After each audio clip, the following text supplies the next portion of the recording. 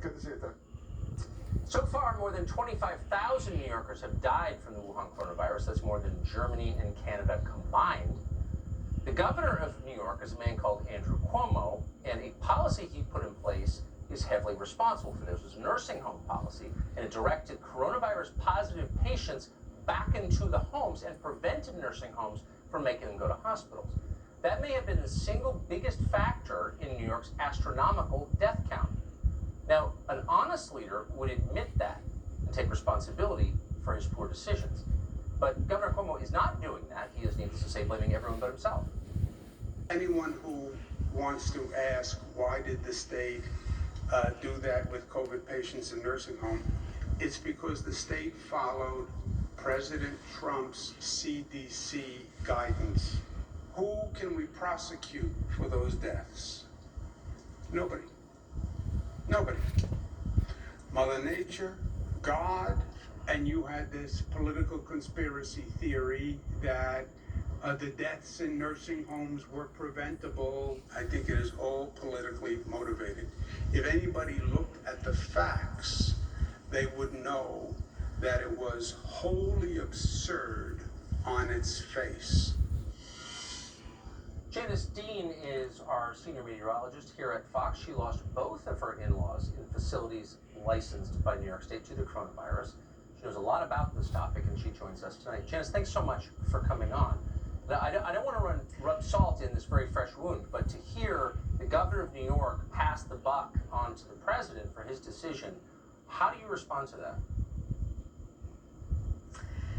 He's blamed everybody except the person that signed the mandate, the order to bring COVID patients into nursing homes, and that was Andrew Cuomo. He signed the order at the very beginning. He said, listen, if you have a problem with what happens in New York, you blame me. The buck stops at my desk. He has never taken any responsibility or accountability, and as you just played, he has blamed everyone except himself. God, Mother Nature, he's blamed Fox News, he's blamed the New York Post. Mother Nature, it never ends. And today, he continued to blame Fox News and says there doesn't need to be an independent investigation because the last investigation was done by himself into his administration. And of course, he came up clean. The people to blame were the nursing care workers and the visitors. And by the way, we weren't allowed to visit my in-laws before they died. So I don't believe that one. So you live in New York, you work in New York, your family was devastated by this decision. Have you had a chance to tell Governor Cuomo that?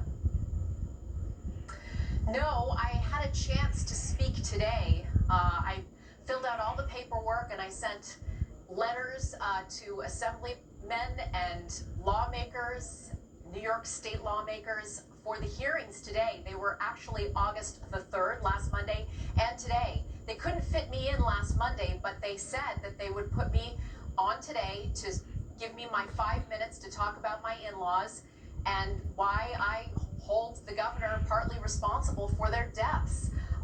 That invitation was rescinded after, I was told that the chair said, you will have your 5 minutes, and I never got that today. So I thank you, Tucker, for being good on your word and having me on your program today. We're always delighted to have you on this show, Janice, even under sad circumstances like this. I appreciate your coming on, and I'm really sorry once again. Thank you for following the story. I appreciate it. Thank you.